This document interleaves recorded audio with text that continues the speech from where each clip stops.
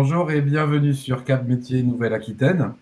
Dans le cadre du mois des métiers, du 15 mars, donc aujourd'hui, au 15 avril, nous vous proposons de découvrir des secteurs professionnels et les métiers qui sont liés par le biais de mini-conférences, comme celle d'aujourd'hui, avec des professionnels.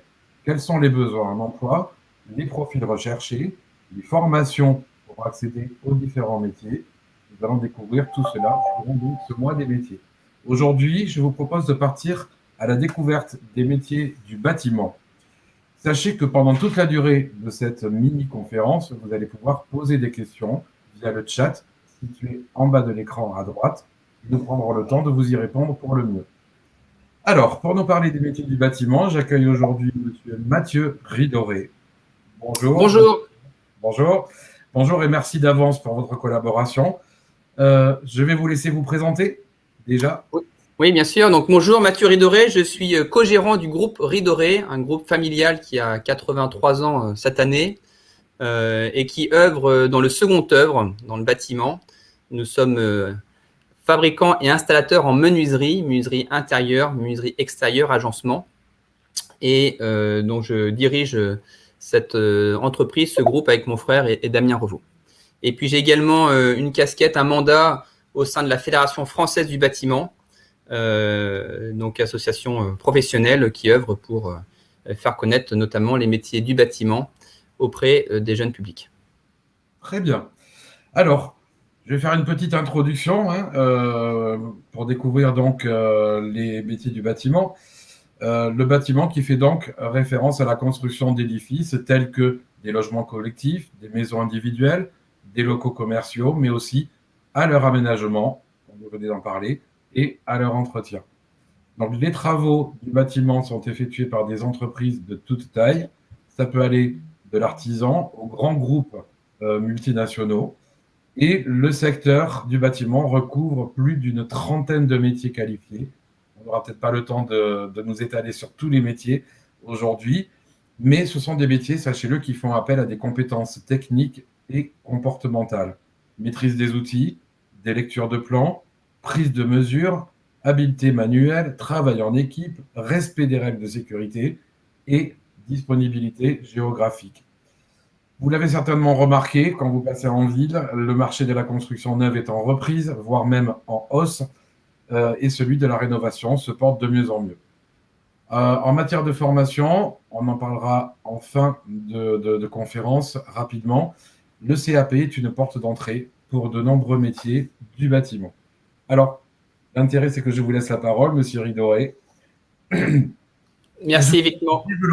Merci, Frédéric. Effectivement, vous l'avez bien souligné. C'est d'ailleurs l'une des difficultés de l'exercice, c'est que le bâtiment, c'est en peu de temps difficile à présenter au vu de la variété de ces métiers qui la composent.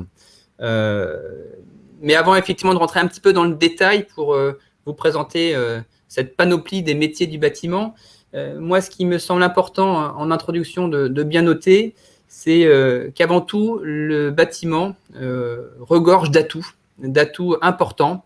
C'est une des rares activités économiques qui a autant d'atouts. On peut citer l'ascenseur social.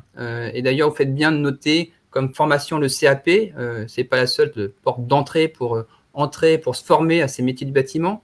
Mais quelle que soit la porte qu'on pousse en termes de formation, on peut toujours progresser d'un point de vue hiérarchique, d'un point de vue social au sein des entreprises, puisque le bâtiment, ça regorge avant tout de compétences métiers qui sont après mis à profit dans de l'encadrement de chantier, dans des responsabilités plus importantes ou non d'ailleurs, en fonction de ses ambitions, de ses capacités. Donc, quel que soit le chemin qui vous permettra d'accéder au monde du bâtiment, sachez qu'on peut faire carrière si on est, encore une fois, motivé, un petit peu ambitieux, et si on sait saisir les opportunités que parfois on nous tend. C'est des relations humaines avant toute chose, hein. Un bâtiment, un chantier, ça regorge, ça fourmille, j'allais dire, de petites personnes, hommes ou femmes, pour œuvrer à la réussite d'un chantier. On a parfois plus de centaines d'acteurs qui travaillent sur un même chantier. Des enjeux environnementaux et économiques indéniables. Enjeux économiques, malheureusement, on le voit bien, cette crise sanitaire où le secteur bâtiment est l'un des rares secteurs qui résiste au sens où on travaille à peu près correctement. Et si on travaille à peu près correctement, c'est que l'État et les acteurs du bâtiment savent bien que quand le bâtiment va, d'un point de vue économie, tout va. C'est l'adage qui reste vrai. Et c'est vrai que c'est un poumon de l'économie, le bâtiment. Et on se doit donc d'honorer quelque part cette chance qu'on a de pouvoir travailler dans cette crise sanitaire à peu près correctement et aussi quelque part de permettre à l'ensemble du pays de ne pas couler. Enjeux environnementaux, puisque comme vous le savez certainement, les bâtiments sont des gros consommateurs d'énergie, donc on se doit de construire durablement pour éviter que ces bâtiments consomment, et on se doit aussi de rénover pour que les bâtiments demain soient de moins en moins consommateurs d'énergie. Donc ça, c'est quelques atouts que j'essaierai de décrire aussi, ou si vous avez des questions, n'hésitez pas à les poser sur le chat. Une activité durable, c'est pas innocent de le dire, c'est vrai qu'on aura toujours besoin de se loger, toujours besoin de bâtiments pour travailler, qu'on soit en télétravail ou dans des bâtiments collectifs, on aura toujours besoin d'un toit quelque part pour vivre, et en cela, le bâtiment, on peut dire, est une activité durable, ce qui malheureusement n'est pas toujours le cas de toute activité. On peut parler de l'événementiel, du tourisme. On sait très bien que malheureusement, et on le voit bien encore une fois avec cette crise, on peut se passer de voyage, même si peut-être pas sur du très long terme, mais en tout cas, le bâtiment, on peut sans aucun doute dire que c'est une activité durable. Et puis, peut-être pour finir mon introduction, c'est effectivement un secteur qui recrute. Déjà avant le Covid, on avait besoin de recruter des nouvelles ressources. Aujourd'hui, effectivement, l'activité se porte, on peut dire à peu près bien, même si quand on rentre dans le détail, forcément, il faut peser ce que je viens de dire. Mais ce qui est sûr, c'est qu'aujourd'hui encore, on a besoin de recruter. Nos entreprises, les entreprises du bâtiment, ne sont pas assez pourvues en ressources, en effectifs. Et en cela, quand on est jeune et qu'on doit choisir sa voie professionnelle, c'est quand même rassurant de se dire que beaucoup d'entreprises ont besoin de ressources et de nouvelles ressources jeunes comme vous êtes, pour nous permettre, nous entrepreneurs, de pouvoir peut-être voir les choses un peu différemment et faire évoluer nos métiers. Ok. Alors, je vois qu'il y a une question qui est posée par Juliette qui nous demande, alors on va en parler justement. Effectivement, pour répondre à la question, parce que je la vois à mon écran également. Quels sont les métiers globalement, tous les métiers. Alors, c'est là où je vais rentrer un peu dans le détail, parce que quand on présente les métiers du bâtiment, on peut présenter les métiers du bâtiment sous plusieurs facettes. Mais sachez, Juliette, que tous les métiers, toutes les fonctions au sein de chaque entreprise, j'allais dire de l'ouvrier sur chantier ou de l'opérateur en usine, du conducteur de travaux sur le chantier, de l'administratif qui reste à son bureau pour piloter une partie du chantier, que ce soit l'encadrement, et sur l'ensemble des corps de métier, du gros œuvre jusqu'à la plomberie, au menuisier, ou sur d'autres métiers indispensables au bâtiment, on recrute.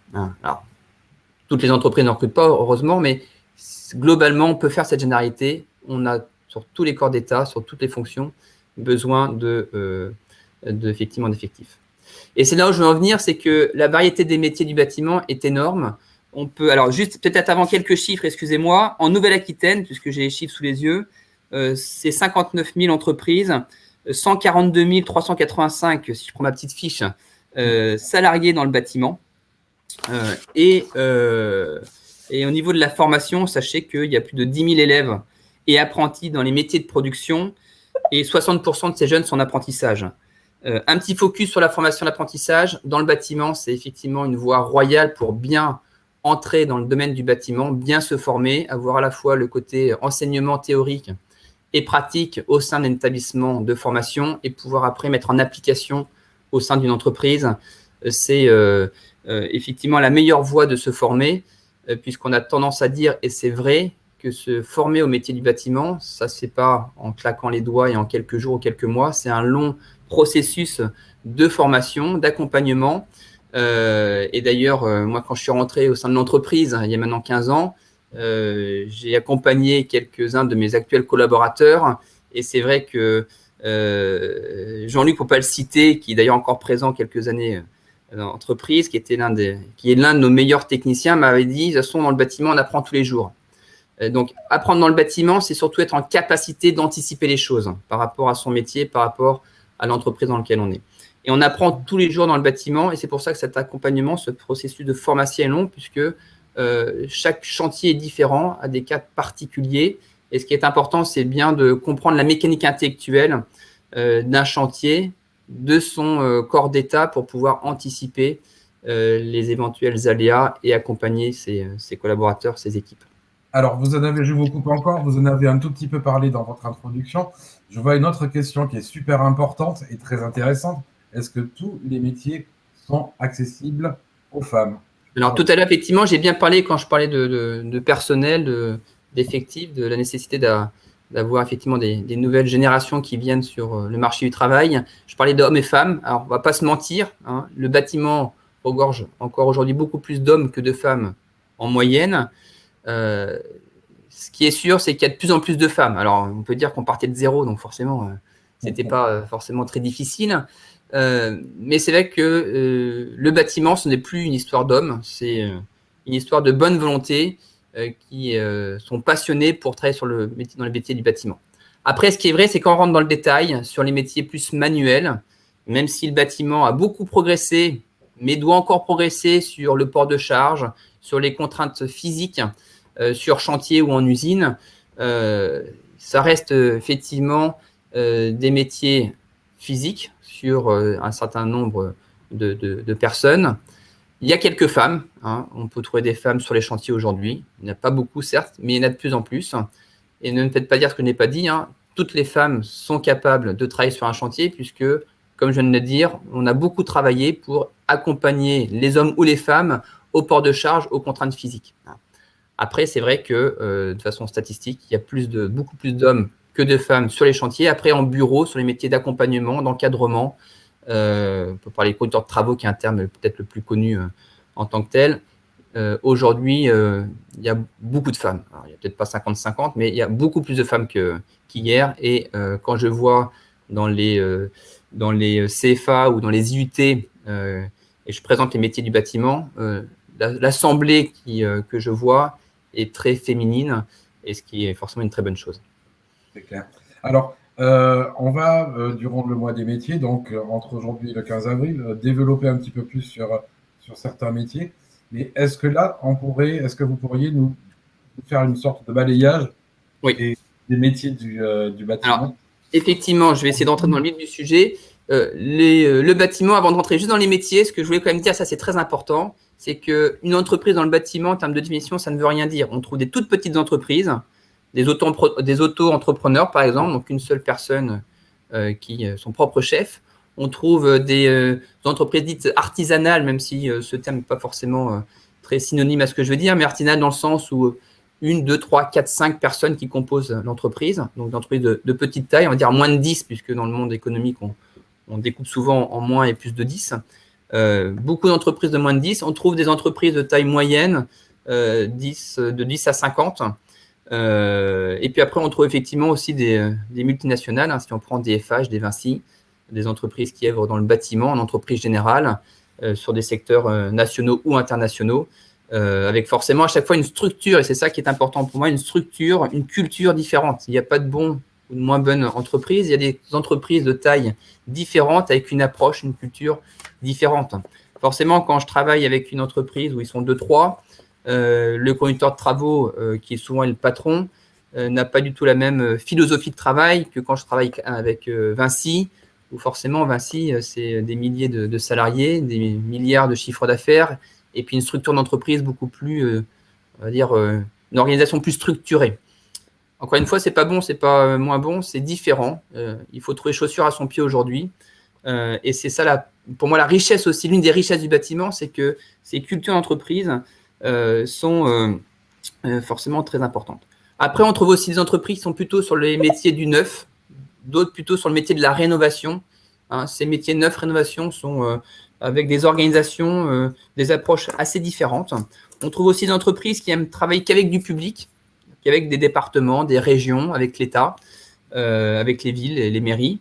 D'autres qui travaillent qu'avec du privé, que ce soit le client particulier, hein, pour faire de la rénovation de l'habitat ou pour faire de la construction de maisons individuelles, ou du privé au sens promoteur privé, comme Nexity, qui est le plus gros promoteur privé de France, pour construire des logements collectifs. Et encore une fois, cette facette des métiers du bâtiment entraîne des caractéristiques bien différentes qui peut-être aussi être une façon de présenter le métier du bâtiment. Et puis après, pour répondre à votre question, on trouve effectivement sur les métiers du bâtiment toute une panoplie d'acteurs. Alors, si vous coupez, excusez-moi, parce que je vois qu'il y a encore une question en lien avec ce que vous venez de dire. On a parlé effectivement d'évolution. Les évolutions de poste sont-elles plus faciles dans une grosse structure ou bien dans une petite? Et en fait, qu'est-ce qui est le mieux pour commencer? Vaut-il mieux commencer par une grosse entreprise comme Vinci ou peut-être par une plus petite, par la taille du milieu? Forcément, je ne vais pas prendre parti comme vous pouvez le savoir, mais honnêtement, les deux, mon capitaine. Je vais prendre deux exemples. Chez Vinci, effectivement, ils prennent beaucoup d'alternants, d'apprentis pour des postes de conducteurs de travaux, chargés d'opérations. Et puis après, on peut faire ses armes et puis évoluer en fonction de sa capacité, de sa motivation, des opportunités. C'est une vérité. Au sein d'une toute petite entreprise, et j'en côtoie quasiment tous les jours, il n'est pas rare, voire très fréquent, que lorsque le patron est plutôt vieillissant, il demande à ses salariés si l'un d'entre eux n'est pas intéressé pour reprendre la boutique.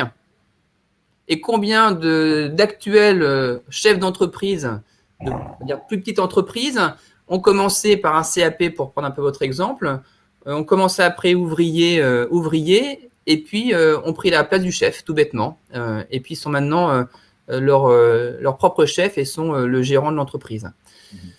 Donc après, c'est une histoire d'homme, c'est une histoire de relations humaines. Je disais que le bâtiment, c'est des relations humaines avant tout. Qu'est-ce qui fait qu'on est plutôt attiré par un Vinci ou un Bouygues ou un Eiffage? J'ai cité les trois grosses entreprises générales pour pas me faire mal vu, ou par une plus petite boutique. Peu importe. Moi, je suis co-gérant ce qu'on appelle une ETI, une entreprise de taille intermédiaire. On est 700 collaborateurs au sein de l'entreprise. On a plusieurs métiers, plusieurs établissements. C'est pareil, quand on a besoin de remplacer un responsable d'établissement ou lorsqu'on fait de la croissance et on a besoin de positionner un nouveau responsable d'établissement sur un nouveau secteur, je peux vous garantir, et c'est vrai pour n'importe quelle entreprise, on préfère faire évoluer des personnes en interne que de trouver par la voie du recrutement. Pourquoi? Parce que qui de mieux qu'une personne qui connaît déjà l'entreprise, à qui on peut faire confiance, à qui on connaît sa compétence pour prendre les rênes d'un établissement avec des responsabilités importantes. C'est forcément au sein de son effectif qu'on peut trouver cette ressource. Alors parfois on trouve pas, et si on ne trouve pas, on peut lancer des recrutements.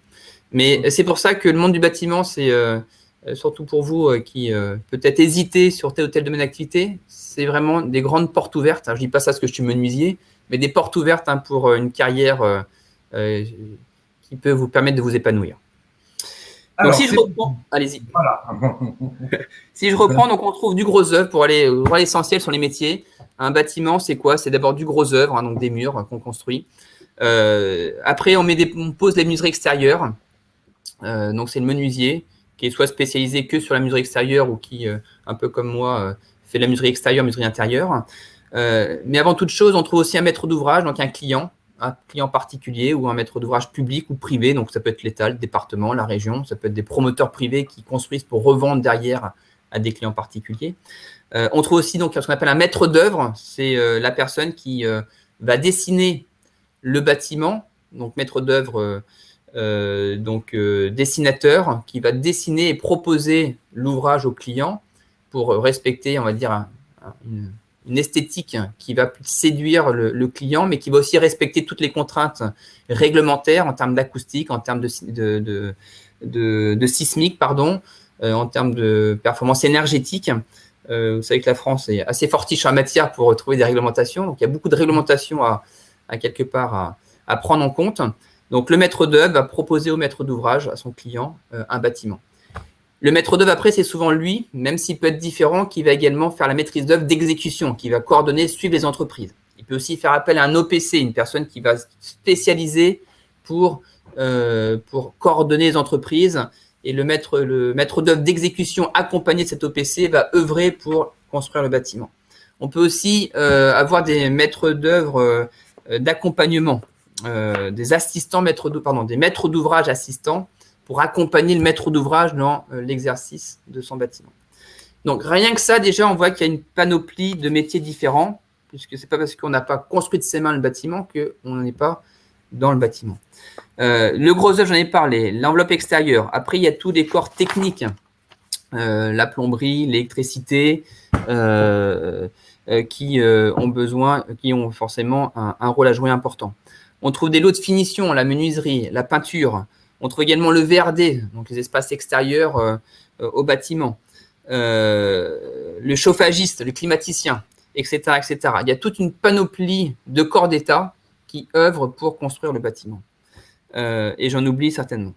Et puis après, au sein même de ces entreprises, et c'est toute la beauté aussi des métiers du bâtiment, c'est qu'on a plusieurs fonctions qui composent l'entreprise. Alors, encore une fois, tout dépend de la taille de l'entreprise, comme je disais, mais si je prends chez moi donc une taille intermédiaire, 600-700 collaborateurs, on a même une juriste d'entreprise, une personne qui va vérifier ce qu'on appelle les pièces marchées, c'est-à-dire les contrats que le client souhaite nous faire signer et qui régit des contraintes à respecter, contraintes techniques ou contraintes administratives. Donc, on peut aussi être juriste et travailler dans le monde du bâtiment. On trouve au sein des bâtiments, des entreprises qui composent le bâtiment, et quel que soit le corps d'État, des commerciaux, des personnes qui vendent, qui proposent la prestation. On trouve des conducteurs de travaux qui vont accompagner les opérateurs sur chantier pour qu'on soit sûr qu'on va respecter le contrat qui a été signé. On trouve des ressources administratives pour faire la planification des chantiers, pour faire la facturation, pour archiver les documents légaux, etc., etc. On trouve, en fonction de la taille d'entreprise, des responsables qui sont également hommes ou femmes de métier, mais qui ont aussi un rôle d'encadrement d'une équipe de travail. Encadrement dans le sens où ils vont accompagner des jeunes qui sont en formation pour les former tout bêtement, qui vont accompagner, contrôler, aider leurs collaborateurs sur tel ou tel chantier plus ou moins compliqué. On trouve après des fonctions, des métiers en lien avec ce qu'on appelle les services administratifs, les ressources humaines, la comptabilité, la finance, parfois même les services informatiques. Donc, tous les métiers quelque part que doivent avoir une entreprise. Alors, vous aurez effectivement, au cours de cette semaine, il me semble, des conférences métiers plus précises sur certains métiers. Il faut effectivement ne pas hésiter à y aller pour rentrer plus dans le détail de tel ou tel métier. D'accord. Alors, moi, si j'ai bien compris, vous me corrigez si je me trompe. Allez-y. Alors, c'est un panel effectivement très large de métiers. Au niveau du terrain même, j'ai compris qu'on parlait de grosses œuvres et de secondes œuvres. Oui, effectivement. On distingue les deux. Effectivement, on a tendance à décomposer après la construction d'un bâtiment en grosses œuvres, donc ce qui permet de construire le mur, souvent en maçonnerie, mais ça peut être en bois aussi, puisque maintenant on fait des constructions en bois, qui permet en fait de bâtir effectivement les murs du bâtiment. Après la toiture, c'est pour ça qu'on a toujours tendance à dire qu'il y a une étape charnière dans la vie d'un bâtiment, c'est le clos à l'air et à l'eau.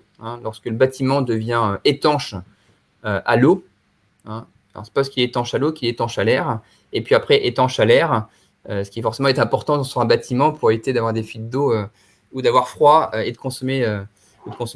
Et puis après, effectivement, il y a tous les métiers du second œuvre, pour dire ça effectivement un peu différemment, qui sont tous les corps d'État qui interviennent une fois que, grosso modo, la toiture et les murs sont constitués. Ce qui me semble aussi important, parce que je vois qu'il nous reste 5 minutes, si vous n'avez pas des questions. Je vois ça. Et puis, je reprends mes petites notes pour le coup, pour aller droit à l'essentiel. Forcément, je ne les trouve pas, mais elles sont aussi là. C'est que je parlais tout à l'heure d'enjeux pour la filière bâtiment. Et c'est vrai qu'aujourd'hui, encore plus qu'hier, on a beaucoup d'enjeux. Excusez-moi, juste avant, je parlais également d'atouts, parce que c'est toujours une question qui revient, même si elle n'a pas encore été posée, c'est pour ça que je n'en ai pas parlé. On a tendance à dire que le bâtiment est assez rémunérateur d'un point de vue salaire. Dans le bâtiment, il y a le salaire de base, il y a la convention collective du bâtiment qui permet aussi de figer un certain nombre de données financières pour les salariés. On a quasiment dans toute entreprise aussi des primes sur la performance pour venir ajouter au salaire de base. Et puis après, il faut quand même pas l'ignorer. En général, quand on est dans le bâtiment, on n'est quand même pas manchot de ses mains parce qu'on a acquis une formation qui le permet.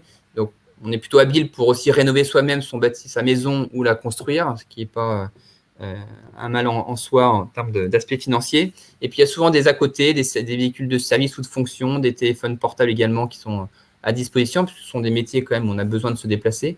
Donc, il y a aussi une ribambelle quelque part de petits avantages qui font que, mis bout à bout, on a tendance à dire que le bâtiment est assez rémunérateur. Et surtout, si on rajoute le fait qu'on peut évoluer dans le bâtiment. Donc, qui dit évolution en termes de responsabilité, dit forcément progression salariale.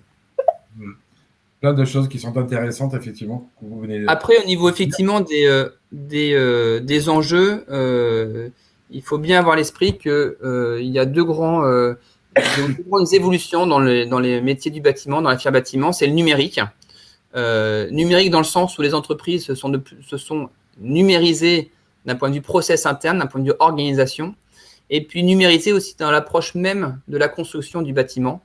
Ce qu'on faisait hier est forcément faux aujourd'hui. Et on peut parler du BIM, par exemple, la maquette numérique qui permet aujourd'hui d'améliorer le process de construction pour éviter les malfaçons notamment et améliorer la coordination des entreprises. Donc, l'approche numérique est très importante comme évolution.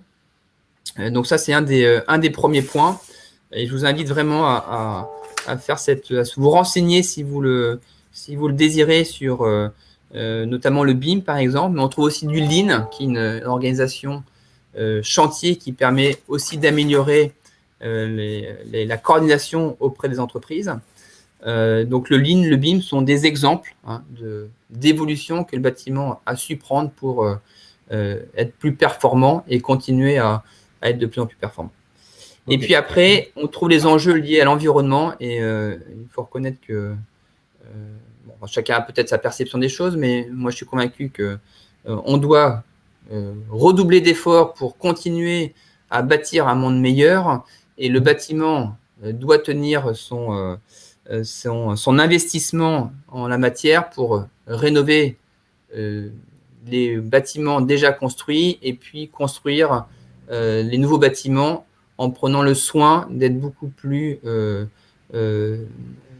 propre au niveau environnemental. Et pour ce faire, il faut innover. L'innovation dans le bâtiment, c'est aujourd'hui indispensable. Une entreprise qui n'innove pas ne peut pas prétendre continuer à évoluer dans les prochaines années. Évolution d'un point de vue des ouvrages, des matériaux, des produits qu'on pose pour répondre à ces enjeux environnementaux. Il faut aussi améliorer la qualité de pose, la qualité des interfaces entre deux entreprises qui travaillent sur le même chantier. Et ça passe par des nouvelles pratiques, des nouveaux outils. Et peut-être que c'est vous demain qui allez justement mettre votre pierre à l'édifice pour aider la filière bâtiment à rénover et construire durablement. Alors, je vais vous couper parce qu'effectivement, le temps passe et trop vite même. Il y aurait encore tout un tas d'informations à donner. Je voulais simplement qu'on réponde à une question d'une personne qui a posé une question. Est-ce que vous accueillez dans le bâtiment des jeunes stagiaires, comme par exemple des troisièmes, pour découvrir les métiers? Mais je vais en profiter pour aller au-delà. Est-ce que vous acceptez aussi des stagiaires, en fait, pour faire des mises en situation en milieu professionnel, que ce soit des troisièmes ou alors que ce soit des personnes qui veulent découvrir le métier? En règle générale. J'allais dire, on se doit de le faire. Je ne suis pas au sein de chaque entreprise, donc je ne pourrais pas répondre pour mes confrères, mais je sais que ça se fait. Nous, on en accueille. On doit en accueillir, puisque si on ne le fait pas, on ne peut pas prétendre vouloir former les jeunes générations et puis donner le goût surtout à ces nouvelles générations de travailler à côté de nous. La Fédération française du bâtiment, que je représente également, milite beaucoup pour effectivement faire matcher les demandes de stage ou d'apprentissage, que ce soit par le biais de l'éducation nationale ou des organismes de formation et des jeunes avec les entreprises pour qu'effectivement les entreprises jouent leur rôle d'accueillir, que ce soit des stages ou des stages au sein du lycée, je parle, stage au lycée ou stage après le lycée, et puis l'apprentissage. Et comme je disais tout à l'heure, de toute façon, le bâtiment est historiquement un secteur d'activité qui a recruté par l'apprentissage. Donc, c'est presque dans nos mœurs aujourd'hui d'accueillir de toute façon des jeunes, puisqu'on prétend, et ça personne ne peut dire le contraire, que c'est par les nouvelles générations, par l'apprentissage, qu'on pourra continuer à fonctionner. Très bien. Alors, justement, je vous remercie pour toutes ces informations. Vraiment, vraiment merci. Merci à vous. Il va être temps de conclure. Conclure par les différentes possibilités de formation. Alors, autant les métiers du bâtiment, c'est un gros panel de métiers, autant les formations, c'est aussi un gros panel de formations. On va trouver de la formation initiale, donc de la formation scolaire, de la formation en apprentissage, comme vous venez de le dire, pardon. Et ça, c'était effectivement, c'est un gros pavé sur tous les métiers. Ça va du CAP au BTS, en passant par le BP, le bac pro, etc. Et pour information, que je case comme ça, pour des formations continues pour adultes, il est possible aussi de trouver des titres professionnels. Alors, pour en savoir plus, vous avez la possibilité de consulter notre site Cap Métier, www.cap-métier au pluriel.fr, sur lequel vous trouvez des informations métiers, des témoignages de professionnels, tous secteurs confondus, et sur lequel sera enregistrée cette vidéo. Outre le site Cap Métier, vous avez aussi la possibilité, pour les personnes qui habitent à Bordeaux, de venir nous rencontrer sur notre site à Pessac tous les après-midi de la semaine entre 13h30 et 17h, où vous pourrez voir un conseiller, comme moi par exemple, pour répondre à certaines informations, à certaines questions. Et vous avez aussi à votre disposition notre plateforme C'est mon information, C'est mon info. Donc c'est un numéro vert de 0800 940 166, 0800 940 166. Vous pouvez nous appeler du lundi au jeudi de 9h à 12h30 et de 13h30 à 17h30 et le vendredi de 13h30 à 17h. Toutes ces informations, bien entendu, vous les trouverez sur notre site capmétier.fr. Monsieur Ridoré, Mathieu, je vous remercie une fois de plus pour toutes ces informations. Je peux juste rajouter quelque chose ? Allez-y.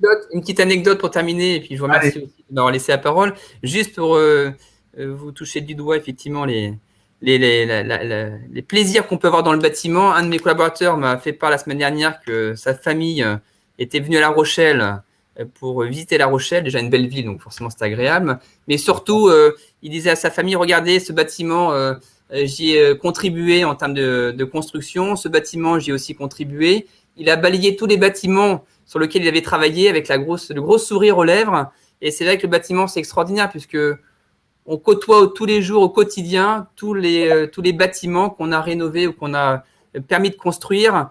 Et on voit par ses propres yeux, quelque part, le fruit de son travail. Et ça, c'est sacrément valorisant. Et c'est vrai que ça donne le sourire. Donc, j'espère à bientôt et peut-être sur des chantiers en commun. Ça sera avec grand plaisir. Et un sentiment de fierté, apparemment. Exactement. Très bien. Je vous remercie de votre attention. Merci à vous. Je vous souhaite une très bonne journée et puis bonne journée à toutes les personnes qui nous ont regardés et écoutés aussi.